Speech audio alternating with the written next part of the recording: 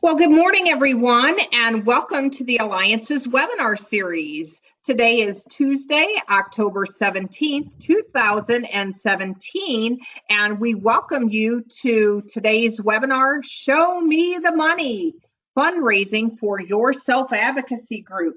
Today's webinar is facilitated by the Alliance's local group coordinator, Megan Norland.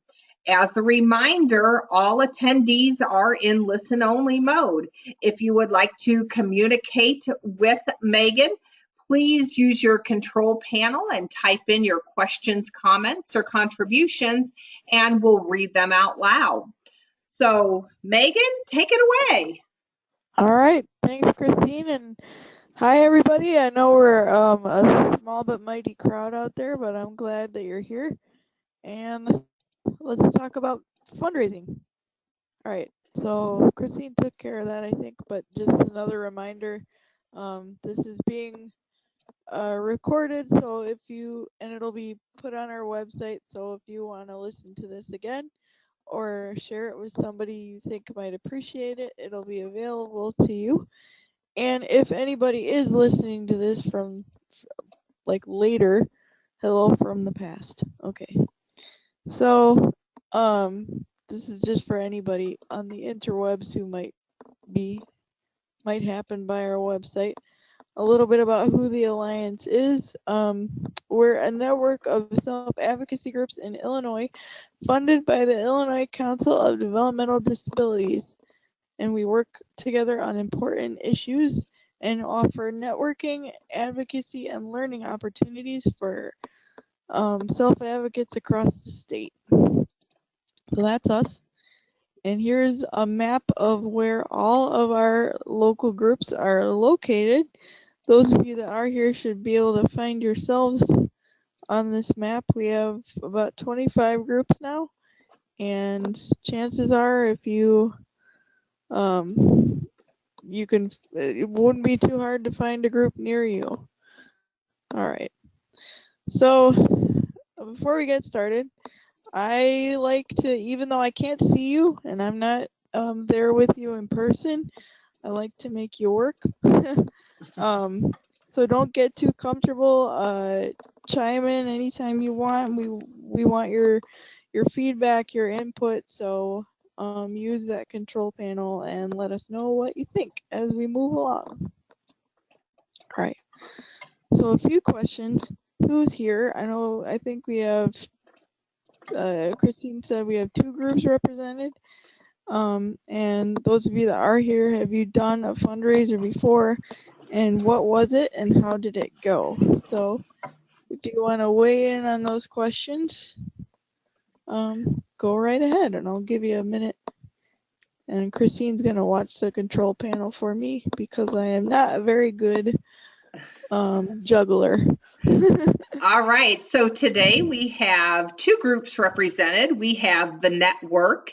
They are located in Alton, Illinois, and we also have CTF Advocacy Center located in Charleston, Illinois, and Amy Foster, who is representing the Network, has chimed in, and she said, yes, the network has done some fundraisers. So, Amy, if you'd like to tell us what fundraiser that was and maybe how it went. Don't have to write us a novel or anything, just a sentence or 2 about what it was and how it went, if you're so inclined. And if you're not, that's okay. Just All right. So Amy says they've done many. All right. Well, Amy, don't keep us in suspense. Let us know what you've done because sometimes that's where folks get ideas. They hear that groups have done some different fundraisers and they think, hey, we might like to do that. We might like to connect with you to find out. And here's Amy. They did a trivia night. Nice. Oh, I think I remember hearing about that a little bit during one of our meetings a few years ago. It sounds like fun. All right. And CTF Advocacy, before we move on, I want to give you a chance to chime in, and here they are. CTF Advocacy has been selling Carson's coupon booklets. So Oh, for those nice. of you who don't know what Carson's is a department store. And CTF Advocacy sells coupon booklets so that people can get discounts at that department store, but that CTF Advocacy earns some money. And Amy also shared that the network has done a Christmas party as a fundraiser. Very nice. That's CTF, you guys have educated me. I didn't know you could sell those. So I learned you taught the presenter. So thanks. All right. Awesome. Oh, All right. hold on a second. Let's see. Amy wanted to chime in. Trivia night did not go well. Oh, Sometimes we learn. Maybe this is something we won't do again in the future, or maybe we tweak some stuff. yep. Some fundraisers work and some don't, and you just kind of learn what you learn and move on from it. So that's okay. You learned something. And CTF Advocacy says, "You're welcome, Megan, for teaching you something new today." Hey, I love it. Awesome. All right, here we go. So thanks for chiming in there. So you guys have already done some fundraising, obviously, but I wondered if you had any other ideas about maybe a new project that you wanted to do or a new fundraiser that you wanted to try. And yeah, I told you I wasn't gonna let you get comfortable. So if you got any ideas, let throw those in the comment box. And Megan, while they're sharing some ideas they might want to try, I seem to recall that one of our member groups that's near you, Horizon House of the Illinois Valley, would do some fundraising. I think they had a car wash and maybe they had a Yep. garage sale and maybe a hot dog sale too. Yep, it was the last one that they did was a combination hot dog sale car wash thing, and it was outside of our rural king. The hot dog stand was right outside the front door, and the car wash station was off to the side. So yep, and let's see, I'm trying to remember some of the other fundraisers I've heard about. I know Mark First does quite a lot. Um, they sell cards at Christmas, and they sell some of the artists there sell paintings that they made and things that they've made. What else? Well, we have some ideas from our participants. CTF Advocacy says, "How about a bake sale?" Now that's something I can get behind. A good bake sale. Yeah, love a bake sale. And Amy shares that, yes, the network wants to do a bowling night. We haven't done this before, but maybe they're starting to talk about a bowling night. Awesome. All right. Thanks, guys. So great. You're thinking. All right. So I just put on a few ideas. I kind of tried to make this so it would work for veterans like you guys and newbies who maybe have never done a fundraiser before. So I put some ideas that I remembered, and you guys got a couple. So bake sale, a dance or a concert that was mentioned before. I know one of our groups did a talent show recently. We've had a couple people do yard sales and maybe have sponsorships for events. And some people collect donations or dues from their members. So that's also a way to raise money. And yeah, those are just some ideas that I came up with. And Megan, if I could add, actually two of our member groups do collect dues. It's a couple dollars every month, but they figure that people collecting or people having to pay dues makes it people are more serious about coming than to the meetings and being a part of the group. The other thing that happens with those dues is they collect the money throughout the year, and then they do some larger events just for the self-advocacy group. And that way people don't have to pay as much money, if any money, to do that particular event. So, for example, they may collect $3 at every meeting. And so at the end of the year, they can have a big Christmas party for the group, and people don't have to pay anything to come to the Christmas party. So the two groups that do that are Friends Helping Friends in Beardstown and People First Action Club at in Jacksonville. So people do collect dues. Yeah, it's a small investment is still an investment, and for a while, the group near me also did that. People First of Illinois Valley, for a while collected dues, and what they did with it was they created a like a self advocate of the month award, and like if one of the members or somebody in the agency or wherever saw somebody speaking up, they could put their name, the person's name, in like a pot, and then at the end of the month they would draw the name, and whoever's name was drawn won the dues. So that's another way to maybe use those. And Amy does know some folks in Jacksonville as part of People First Action Club, and she shared that the dues are $2 a month or a total of $10 per year. So that's an option.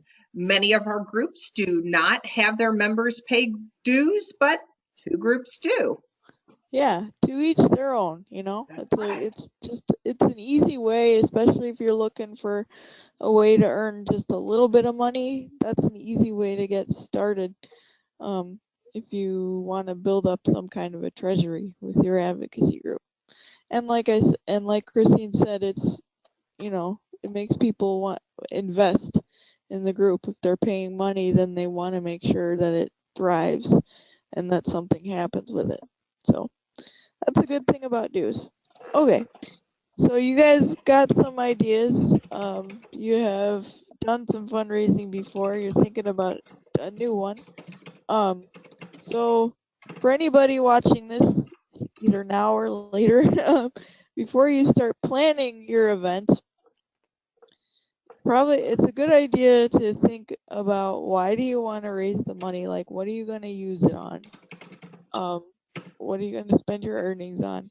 And how much do you want to earn? Like, so what is your earning goal? And that's not something to, be really harsh about. It's just goals are a good idea. Um, and it's a good idea to have a target. And um, if you're talking with people, if you're trying to get people to either come to an event that you're hosting, or maybe donate a space or food or whatever to your event, it's a good idea to be able to tell them we want to earn X amount of dollars because we want to do this for our self-advocacy group. And I just want you to start thinking about this because it might help you make some decisions later. So, all right. So planning. Um, Planning, I've come to learn, and I will always believe that it's a major skill. If you can learn to be a good planner, you got a lot going for you. So this is how I kind of broke it down. So I just said make a list of everything you might need to do or might need to get for the event. So everything you need to do, everything you need to buy, everything you need to, whatever to host your event. Write it all down. Don't worry about any kind of order. I put a couple of things to get you started with thinking. You obviously need to pick a time and a date. You need to pick a place to hold it if it's an event. Um, and then what supplies do you need? Do you need food? Do you need craft supplies if you're gonna make stuff? Do you need to make or do you need things to make signs, whatever. Everything you think you might need, even if you're not sure, put it down on that piece of paper. And then think about on the same list, this is just a catch-all kind of list. So who do you want to come? How are you going to advertise? Do you need help with all of this? And who are you going to ask to help you to volunteer for your event? So that's the first part of planning, is just making that list and trying to get it all out. Like I said, list everything you might need to get or do for the event. Consider including asking for emails and addresses of those who attend and help out. No item is too small. If you have to make a list, 20 people to call and 50 items to get, that's okay. List them all, because it's going to help you remember. I think planning an event, even when it's with people that you're used to working with, is kind of like a big thing. And listing everything out like that will help you learn to do it quicker and more efficiently.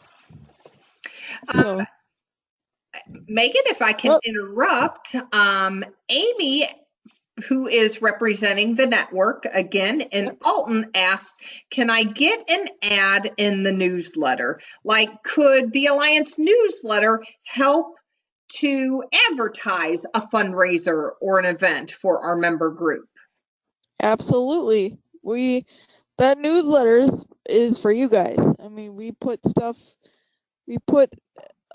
things in there, and by we I mean Christine puts things in there that are of interest to you. And I say that, I'm teasing her because she's the one that ultimately puts it together. But we put things in there that are of interest to you and to your advisors and your allies. So if you got an event going, if you have an event going, and you want it to be advertised, yes, please tell us about it. Let us put it in our newsletter and let us put it on our Facebook page. We will help you advertise for sure. So, good point. Thanks for asking. All right. So then I have stop. Look through the list you just made. Look at all the things you said you needed. Do you know anyone who might be able to provide them? Add them to the next step. So we're going to go to the next step in just a minute, but I just wanted to get you thinking about, if you got this long list of stuff and you don't quite know how to organize it, look and think through and think, who do I know? Who do the people in my life know? Do we know people who can,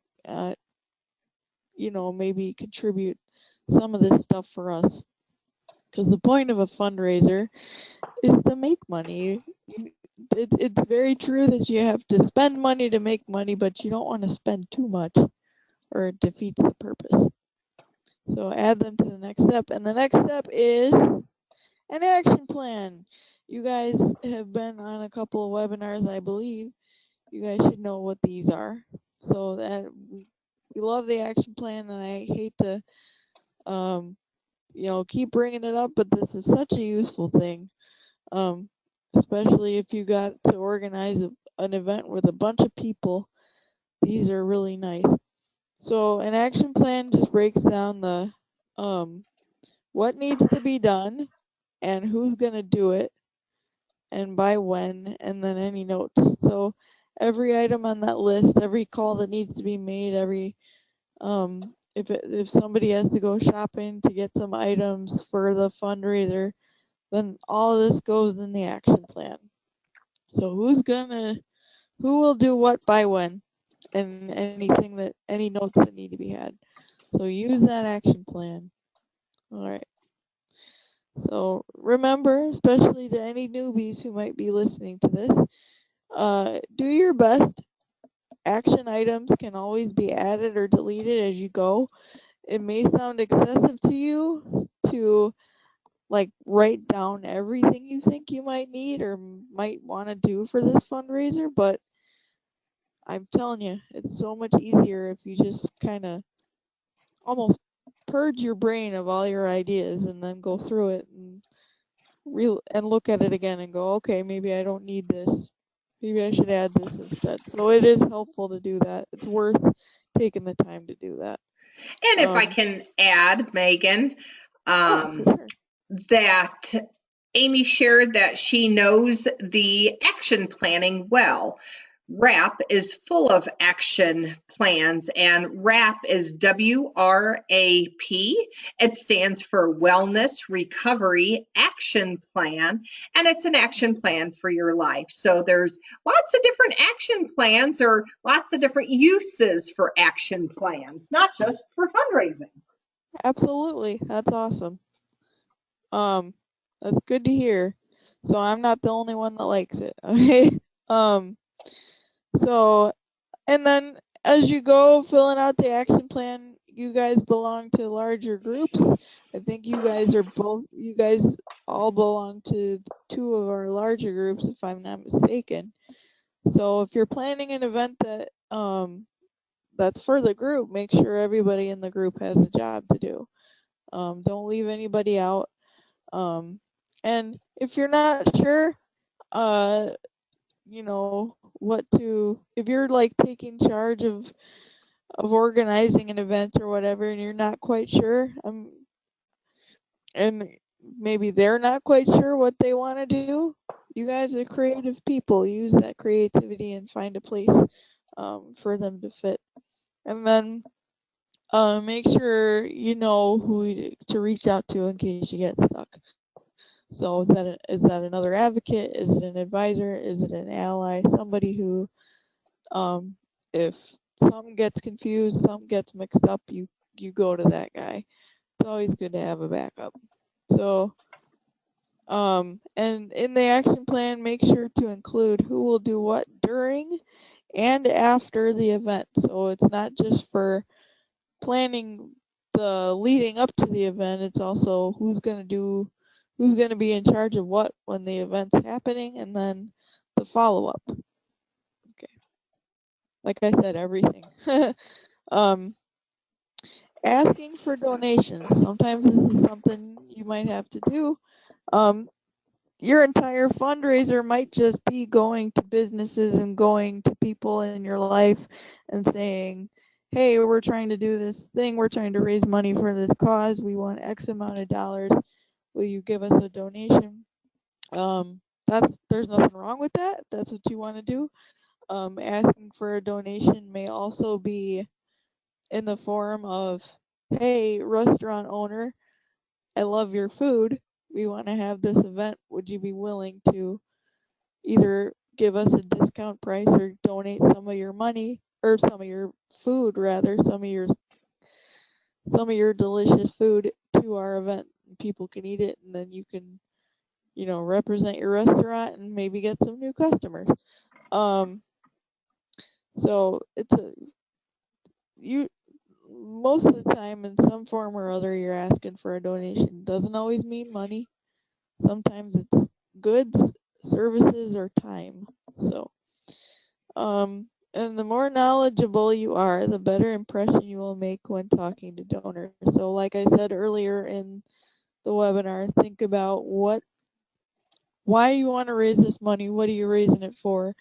What are you specifically going to do with it rather, and then what is your target goal? So if you can go up and say exactly what your plan is and exactly what you want to do to the best of your ability, um, the the better impression you're going to make, and the more seriously people will take you. So and practice your pitch. Practice it with your friends, especially if it's a big project, because and it can be scary talking to people like that. So, because I think in our culture and in our world, money is still kind of a taboo thing. Um, so yeah, it's just good to practice it, get the jitters out too. And then if they say no, don't sweat it. Go back to the action plan and regroup. Don't take it personally. So And Megan, if I can add, Amy shared that they struggle, or her group, the network, struggles with asking for donations because they are not a 501c3 or a tax exempt organization. Well, there's lots of ways to come up with money. Well, I shouldn't say it like that. There's lots of ways to raise money. I think I think there's a way, Amy. You just kind of gotta be persistent, and I don't know, maybe I don't, Christine could maybe weigh in on this because she knows the network better, but perhaps you need to see what it would take to be recognized apart from apart from any agency or anything. Yeah, I think it does cost some time and some money to become a 501c3 or organization.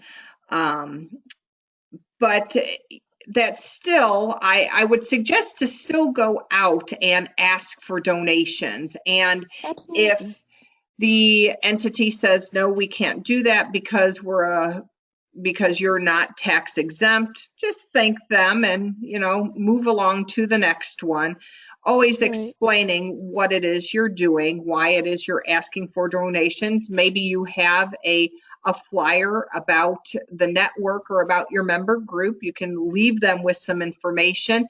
Perhaps they become a volunteer, or they have something else that they can offer to your member group. Absolutely. Like I said, donations isn't always money. Sometimes it's time. So, and really, Amy and everybody listening to this, people collect donations all the time and everywhere now. You don't have to be like a registered 501c3 to be able to collect. And we'll talk a little more about that probably, or we'll talk a little more about that later. But like Christine said, I would just be persistent. And some people are gonna say no because they're not, maybe they don't have much money, or maybe they don't like to give too much, or whatever the reason is. You're gonna hear no a lot, and that's not something you should take personally. It's just money is a very personal thing for people. So just focus on the times that it works and that people do give you something. Try not to worry too much about the no people. All right. So fast forward, you did the event. It's a rousing success, right? And so the first thing you do is obviously celebrate. You did it. You accomplished it. It happened. All your work paid off. So then after you party down, go over everything. Like Amy earlier shared that the trivia night didn't go too well. Well, go everything in the event. What worked? What didn't work? Did you meet your goals? How can you make the next one better? So even if the event is perfect, if you think like nothing went wrong or nothing could have gone better, then there's always room for improvement. So even if it's great, you should go over it. And if it's not, if it didn't go so well, then take a breather, take some time to like maybe get over your frustration a little bit and let that pass, and then pick up your notes, pick up that action plan and go, okay, where did we go wrong here? What can we do better next time? And it might just simply be the case that like that event was the wrong one for you to put on. And that doesn't mean like you're not capable. It's just some things fit with people and that don't fit with other people.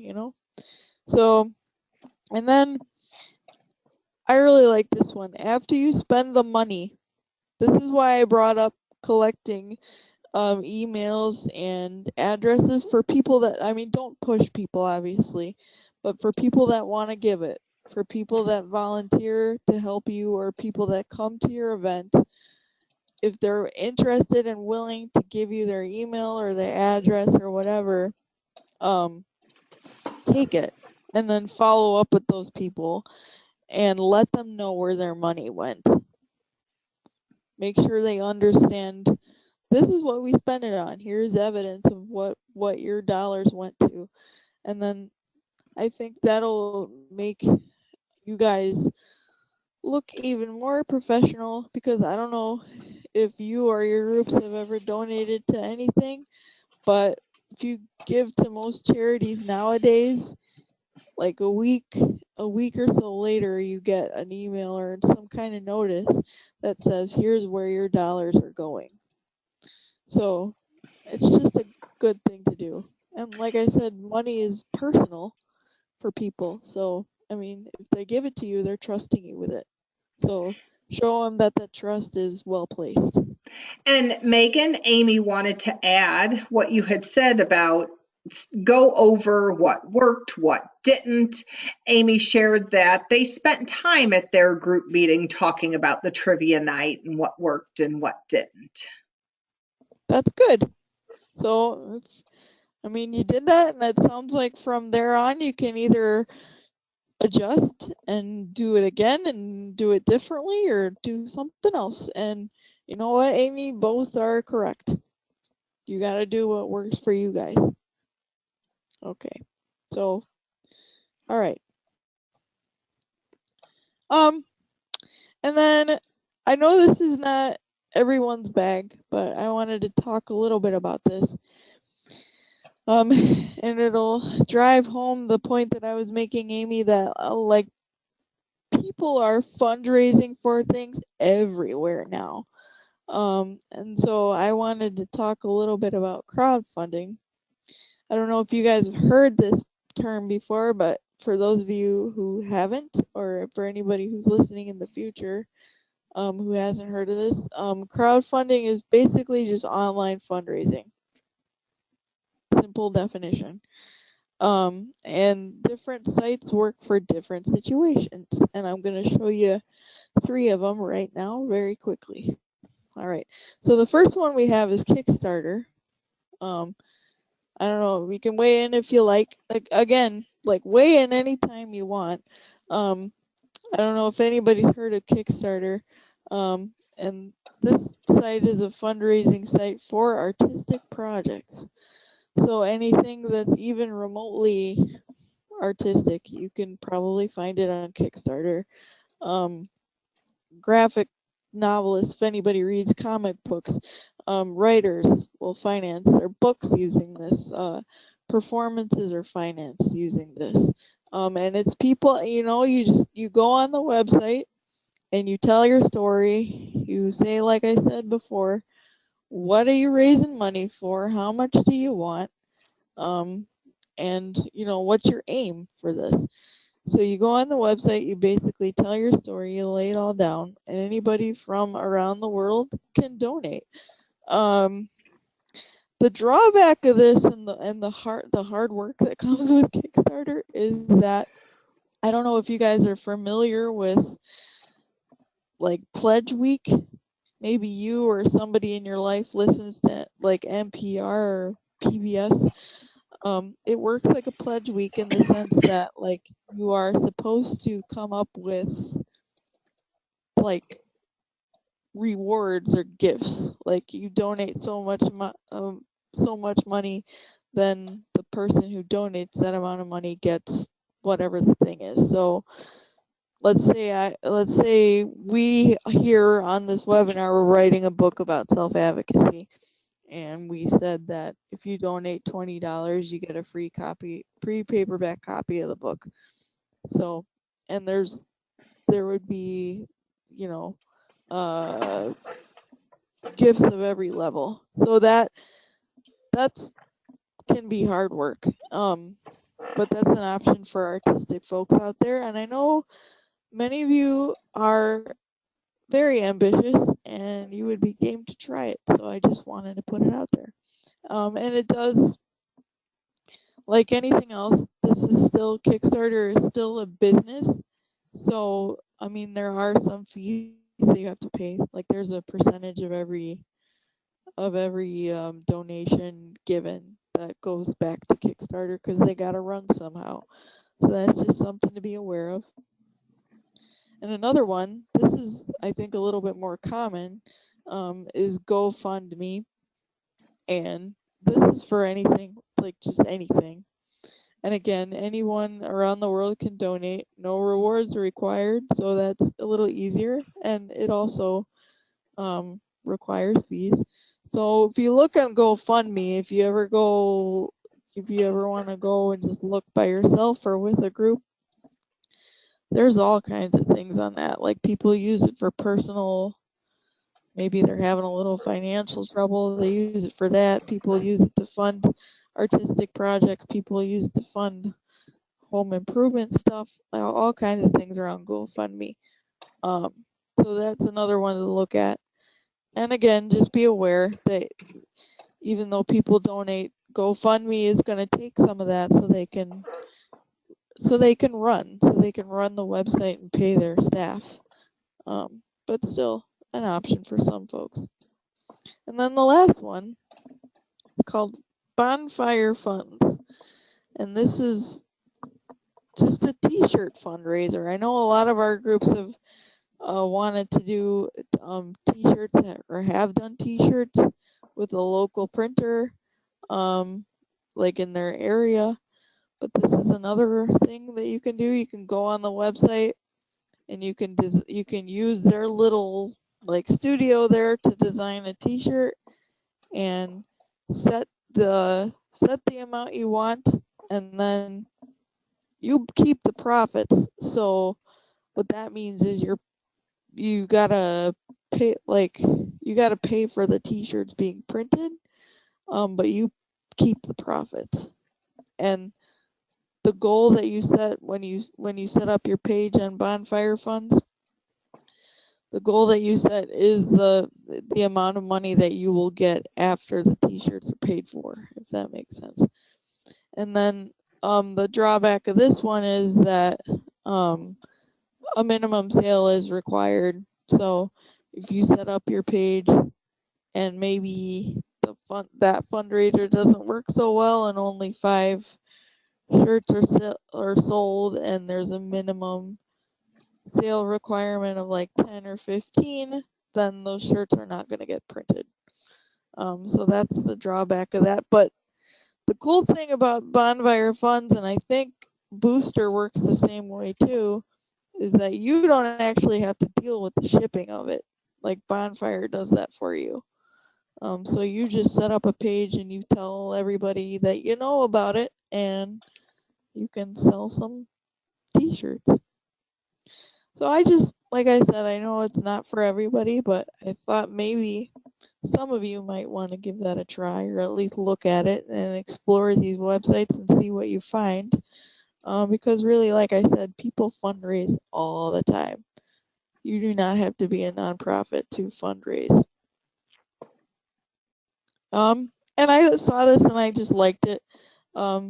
So a little bit of motivation. Every ending is really just a new beginning. And I put this there hoping that this webinar would motivate you to get going on whatever new project you were thinking about, and just take off with it and run with it, see what happened.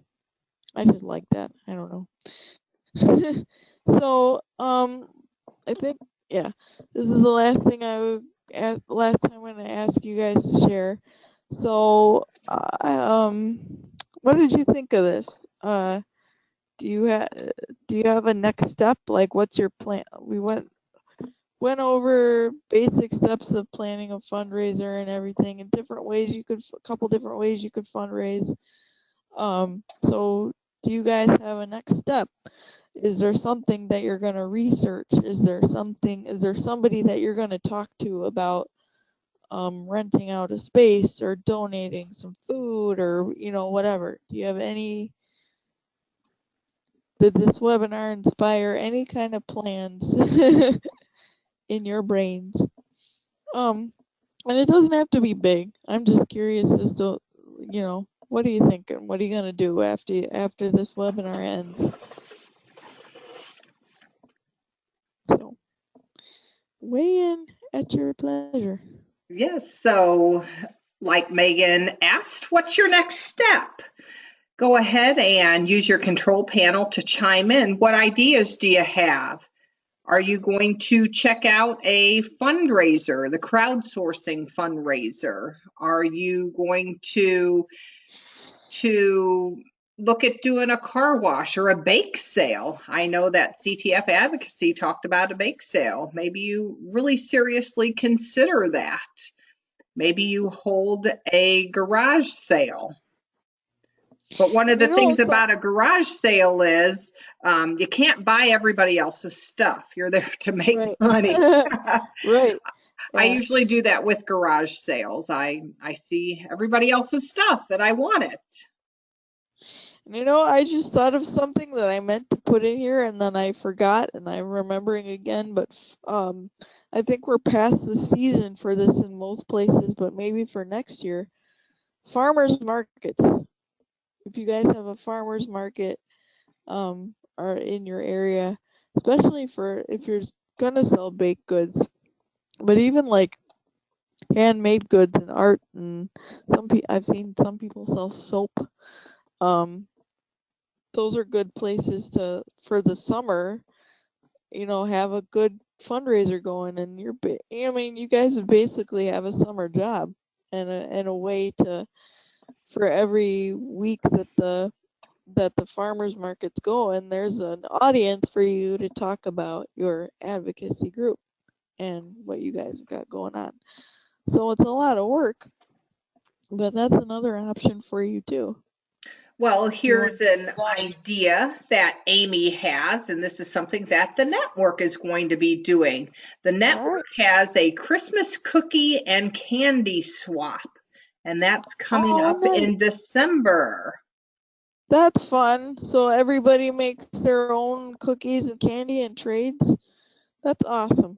Or, so Amy, let us know. Do people trade or does everybody make some cookies or candy, bring them, and then it gets sold? I know there's some faith communities near me that sell Christmas cookies and it's on a certain date. And I would suppose that the members of the faith community make baked goods or Christmas cookies and people come and make purchases. They make their own Christmas cookie plate. I'm not really sure because I try to stay away from stuff like that. Yeah. There's a little town called Bishop Hill, that's not too far from me, and they do that every Christmas, and they sell them by the pound. I think that's how It's they do. And Yeah, Amy says, yes, we charge for people to come and purchase the candy and cookies. awesome. Well, I'm hungry now, but Yeah. cool.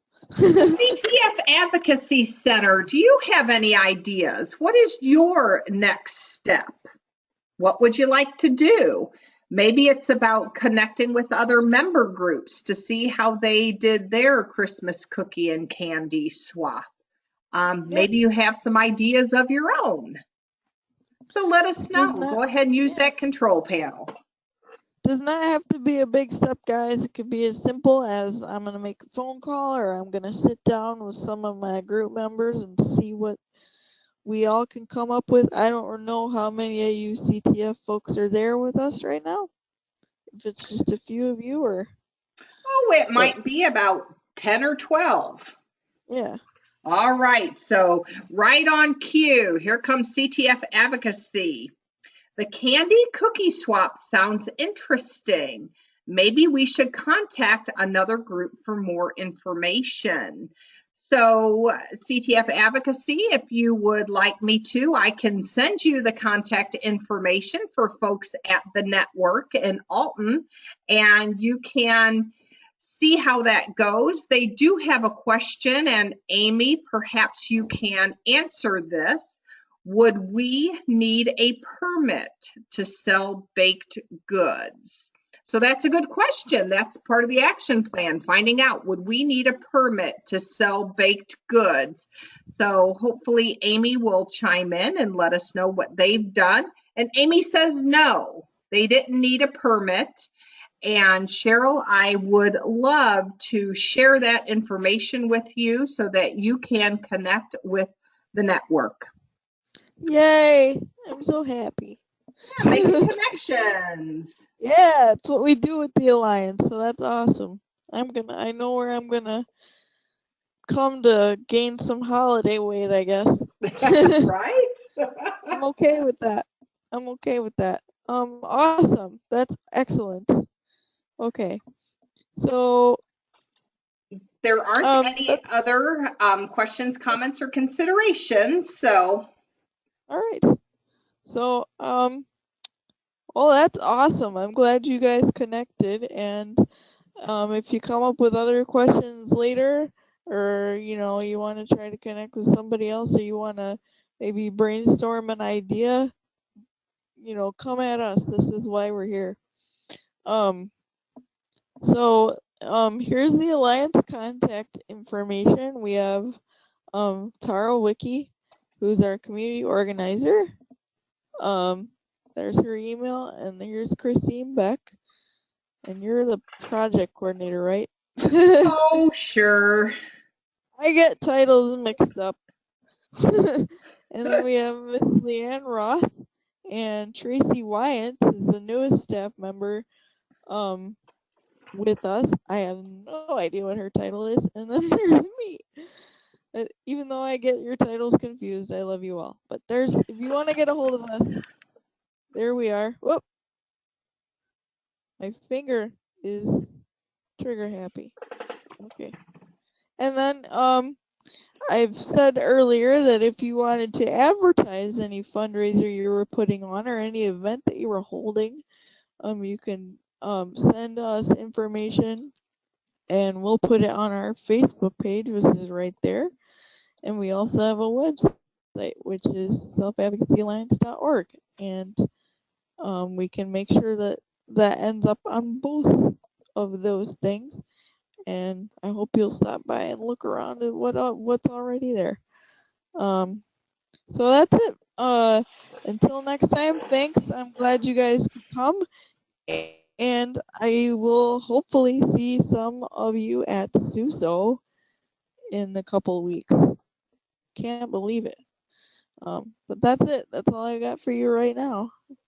All right. Thanks, everyone, again for joining us for today's webinar.